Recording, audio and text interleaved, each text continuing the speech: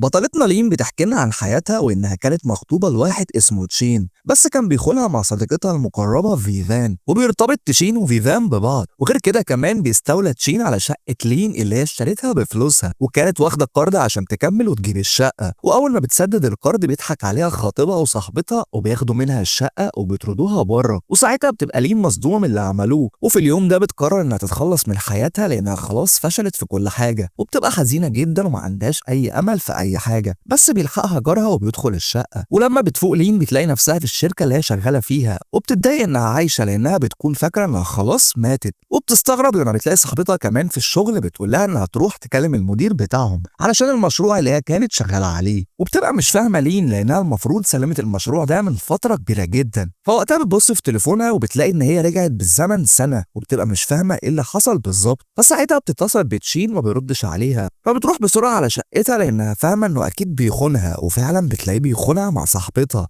وبتسمعهم هما بيتفقوا ان هو هيسيب لين بعد ما ياخد منها الشقه بتاعتها. فبتصورهم لين وبتكرشهم من شقتها، وبتفضل تحدف عليهم هدومهم وحاجتهم. وساعتها بتيجي فردة جزمه في وش شانغ جار لين، ولما بتشوفه بتفتكر ان هو ده الشخص اللي انقذها، وبيبقى جانج فعلا اللي انقذها. ولما بتروح لين للشركة تاني يوم بيكون المدير هيطردها خلاص لأنها عملت مشاكل مع العملاء، وكمان ما راحتلوش لما بعت لها، بس بيقول لها إنها هتحضر معاه اجتماع النهارده ومن بكرة ما تجيش الشركة تاني. فساعتها بتقول له لين إنها هتقدم عرض كويس في الاجتماع ومش هتخليه يطردها. ولما بتبقى لين مستنية مدير الشركة اللي جاية تعمل اجتماع مع شركتهم، بتتفاجئ إن اللي جاي جينج جارها، وبيبقى معاه زو ابن عمه وصاحبه. وساعتها بيبقوا كل البنات اللي شغالين في الشركة باصين على جينج لأنه شاب جميل جدا وكل البنات بتعجب بيه. وفي الاجتماع بيقول زو للمدير بتاع لين إنهم كانوا سايبين لهم فرصة شهر علشان يخلصوا المشروع، بس الشهر خلص وهما ما سلموش أي حاجة. فوقتها بترد لين وبتعتذر عن التأخير، وبتقول إن التأخير ده حصل بسببها، وإنها بتعدل حاجة في المشروع وهتسلمه في أسرع وقت. وساعتها بيوافق جينج إن هم يدوا لهم مهلة تانية. وبعدها بترجع لين للبيت وبتفضل طول الليل شغالة على المشروع وبتحاول تفتكر هي إزاي عملته قبل كده. وتاني يوم بقى بتبقى لين متجمعة مع أصحابها علشان يتغدوا سوا، أو بتكون فيفان موجودة. وأول ما بتشوف لين بتقول لكل اللي قاعدين إن لين خدت حبيبها منها، وبتقول كلام كتير وحش عليها، وإنها كمان من بعد ما اتخرجوا وهي اتغيرت خالص لأنها بتبقى فاكرة إن لين شخصيتها ضعيفة زي الأول وهتسيبها. لكن لين بيكون ليها رد فعل تاني، وبتقوم تضربها بالقلم قدام كل اللي قاعدين، وبتقول لها ما تجيبش سيرتها تاني خالص. وساعتها بيكون جينج موجود وشايفها، فبيروح ياخد لين وبيبعدها عن فيفان.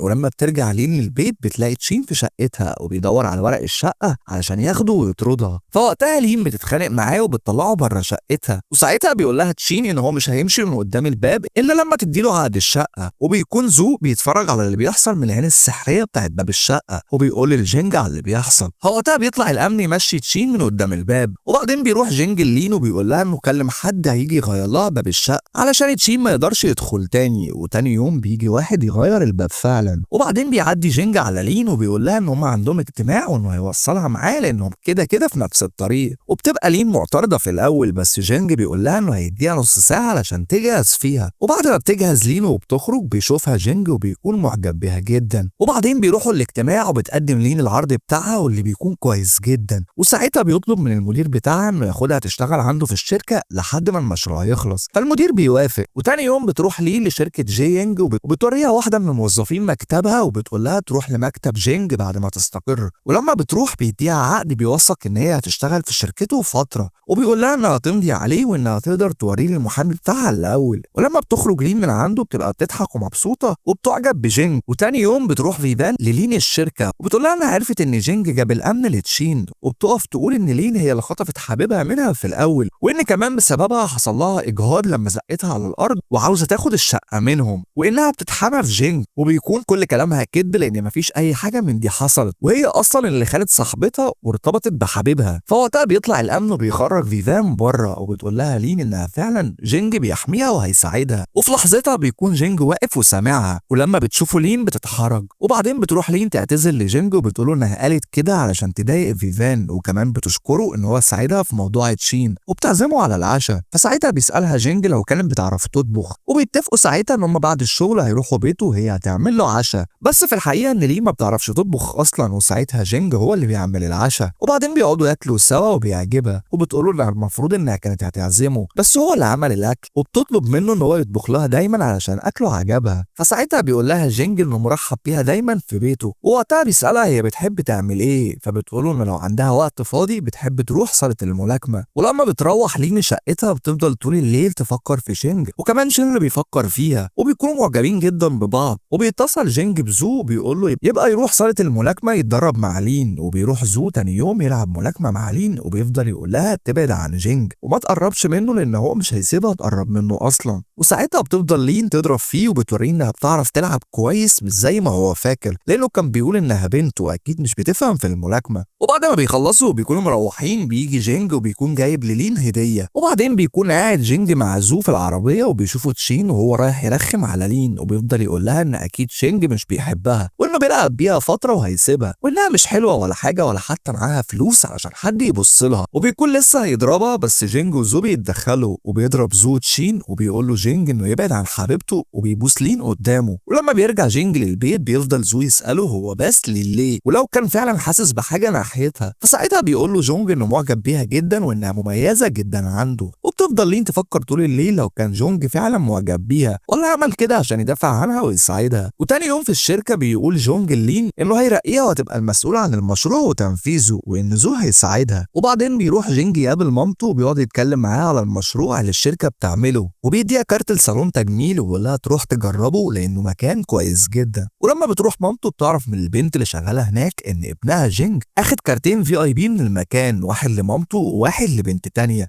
وبتبقى مامته عاوزه تعرف مين البنت التانية لان بيبقى نفسها تجوز ابنها علشان تفرح بيه، وكمان بتكون عارفه ان ابنها اصلا مش حاطط موضوع الارتباط في دماغه. ومن الناحيه التانية بيبقى جينج مدي الكارت التاني للين، وبنشوف لين وهي قاعده في الشركه بتفكر هتقبل الكارت ولا لا. وبعدين بتعرف ان جينج عاوزها، واول ما بتدخله بتكون عايزه تعرفه ان هي مش هتقدر تقبل الكارت، بس ساعتها بتتفاجئ ان مامته اللي موجوده مش هو. ولما بتشوف لين والده شانج بتستغرب انها صغيره في السن وجميله، وبعدين بتوريها والده شانج صور للين مع جينج وبتقول لها انها عارفه ان هي وابنها بيخرجوا مع بعض كتير. فساعتها بتتوتر لين وبتقول لها ان علاقتهم عاديه جدا وما فيهاش اي حاجه، بس في وقتها بتديها والده شانج فيزا وبتقول لها انها عاوزاها ترتبط بابنها لمده سنه مقابل 20 مليون، وبتبقى لين اهم حاجه عندها الفلوس فبتوافق على طول. وساعتها بتعرفها انها هتعمل كل اللي تقدر عليه وبتاخد الفيزا وبتخرج. وساعتها بيقول المساعد لوالده شينغ ان لين عيلتها بسيطه جدا مش زيهم، فبتعرفه والده شينغ ان لو فضلت مستنيه عيله تناسب عيلتهم مش هتلاقي، وده لانهم عيله غنيه جدا وان اهم حاجه عندها تدخل واحده في حياه جينج. وبالليل بتتصل لين بجينج وبتقول انهم هيخرجوا يتعشوا سوا، وبتبدا لين تقرب من جينج، وبعد ما بيقفل جينج مع لين بيكون مبسوط جدا وفرحان. وساعتها بيلاحظ زو بيقول ان هو كمان فاضي بكره وهيخرج معاهم، وبيكون بيعمل كده عشان يضايقه، بس جينج بيقول له انه هيديه شغل اضافي. وتاني يوم بيروح جونج يقابل لين وبتبقى عامله له قعده رومانسيه قدام البحر، وبتكون عامله كيكه بنفسها وبتحاول انها تقرب من جونج، وبتبقى في كاميرا بتصورهم. وبتقضي لين طول الليل مع جونج وبيفضلوا ياكلوا ويتصوروا سوا، وبيبقى جيونج فرحان. وبعدين بتفضل لين تتكلم مع جيونج وبتقول له انه على طول مكشر ومتضايق، مع ان هي اللي المفروض تكون متضايقه وحزينه لان حياتها صعبه جدا، بس هتكون كويسه في المستقبل وهتبقى غنيه جدا جدا. وبعد كده بنشوف تشين وهو قاعد مع فيفان وبيكون معاهم صور لجينج ولين، وبيتفقوا ان هم يبعتوها للصحافه علشان يأذوا جينج. وتاني يوم على طول بتنزل الاخبار عن لين وجينج في كل حته، وبيبقوا مش عارفين مين اللي نزلها. وساعتها بتقول والدة تشونغ للمساعد بتاعها انه يتصرف ويشيل كل الاخبار اللي نزلت. وبعدين بتقعد مع تشونغ وزو بيفكروا هيعملوا ايه. وبعدين بيكون قاعد جيونغ في مكتب زو وبتروح له لين وبتقول له ان هي اعلنت علاقتهم للصحافه، وبيتضايق جيونغ وبيبقى مش فاهم هي ليه عملت كده. فساعتها بترد عليه لين وبتقول له ان والدته كلمتها واتفقت معاها ان هم يرتبطوا سنه مقابل انها تديها 20 مليون، لكن وقتها بيتضايق جدا جيونغ لانه كان فاكر انها بتحاول تقرب منه علشان بتحبه مش علشان مصلحتها. وساعتها بيتدخل زو في الكلام وبيقول للين ان والده جينج غلطت علشان كتير عليها اول 20 مليون. وساعتها بيطلب منه جونج ان هو يخرج بره، ولما زو كان خارج بيكون في موظف واقف قدام الباب بيسجل كل كلامه، اما جونج بيبقى مش عارف يعمل ايه ولا يقول ايه لين. وساعتها بيطلب منها هي كمان انها تخرج بره المكتب، وبعدها على طول الموظف بيبعت لفيفان ان معاه تسجيل صوتي مهم، فساعتها بتحول له فلوس وبيبعت لها التسجيل. وتاني يوم على طول بتنشر الاخبار ان لين واخده 20 مليون علشان تظهر جنب شانغ، وبيبقى كل الموظفين في الشركه بيفضلوا يبصوا ويتكلموا على لين، وبيتخانق زو مع لين وبيقول لها ان هي السبب في كل اللي حصل، وده لان لين اعلنت فهمت ان في علاقه بينها وبين جونغ، لكن الحقيقه مفيش حاجه. ولما بيجي جونغ بيقول لزو حاجه في ودنه، وبيكونوا عارفين مين اللي سرب الاخبار. وتاني يوم جونغ وزو بيقعدوا يتكلموا جنب الموظف علشان يخوفوه، وبيقولوا ان في حد قبل كده سرب اخبار عنهم وهم عرفوه وفضلوا وراه لحد ما جابوه، وان لحد دلوقتي محدش يعرف عنه اي حاجه. وبيحذروا انهم لو عرفوا مين اللي سرب الاخبار مش هيسكتوا، وان في حد ممكن يدوله فلوس عشان يعرف لهم كل حاجه. وساعتها جونغ بيقول لزو ان الفلوس مش مشكله، اتفق مع الراجل. فاول ما الموظف بيسمع الكلام ده بيروح على طول لجونغ، وزو بيعترف بكل اللي عمله علشان بيكون خايف من اللي ممكن يحصل له. وبالليل بقى زو بيروح لجونغ في المكتب وبيقول له انه مسح كل الاخبار اللي نزلت، وانه كمان رفع دعوى قضائيه ضد فيفان وتشين. بس زو بيقول ان هو لازم يوضح علاقته مع لين. فجونج بيرد عليه وبيقول له ان انا مش هقول اي حاجه دلوقتي عشان مش عايز ازعل لين، وهي لما اعلنت عن علاقتنا كانت فاكره ان هي كده بتساعدني وانا مش عايز اضايقها. وبعدها في الشركه جينج بيروح يتكلم مع لين وبيقول لها خدي اجازه كام يوم تهدي فيهم علشان شايفك مضغوطه من الشغل والمشروع. فلين بتقول له انا هروح شركتي القديمه احسن علشان شايفه اني بكده بضر شركتك واسمك وانا مش عايز اذيك. فساعتها بيرد عليها جينج وبيقول لها انت اهم حاجه عندي ومش فارق معايا اي حاجه تانية. فلين بتسند راسها على كتفه وبتشكره ان هو واقف جنبها. وتاني يوم جينج بيوصل للشركه وبيلاقي ان لين سايبه له رساله بتشكره فيها على كل اللي ساعدها فيه الفتره اللي فاتت، وبتقول له ان بسببها حصلت له مشاكل كتير ليه وللشركه، وانها كانت فاكره انها ممكن تبدا من جديد لكنها فشلت. وبتكمل في الرساله وبتعرفه وبتقول له ما تخافش على المشروع، انا هفضل شغاله عليه لحد ما اخلصه باحسن شكل. وساعتها شانغ بيدور عليها لكن مش بيلاقيها، وبيطلع ان لين اتخطفت واللي خطفوها هم تشين وفيفان، وبيكونوا عملوا كده علشان الشقه. وساعتها بيتصل تشين بجينج وبيقول له ان لين معانا وانك تجهز 20 مليون كارفيديا. وجينج بيخاف جدا على لين خصوصا لما بيسمع صوتها وبيقلق. وبالليل جينج بيروح للمكان اللي تشين قال له عليه وبيلاقي ان لين مربوطه وجنبها تشين وفيفان. وساعتها تشين بيقول لجينج اديني الفلوس او هاذيها. فجينج بيطلع حاجه من جيبه وبيخبط بيها تشين وبيروح يضربه، لكن تشين بيعوره بالسكينه. بس جينج بيقدر ان هو ينقذ لين، وبعدها البوليس بيجي وبيقبض على تشين وفيفان. وبعدين جينج بياخد لين على بيته، وساعتها لين بتحاول تطهر الجرح بتاع جينج وبتفضل تعيط وتقول له ان انا السبب في كل اللي حصل، ولولا المشاكل اللي دخلتك فيها ما كانش حصل لك اي حاجه. فجينج بيحاول يهديها وبيقول لها مش مهم كل اللي حصل، المهم انك تكوني بخير، وبيسالها لو جعانه. وبعدها بيقعدوا ياكلوا سوا.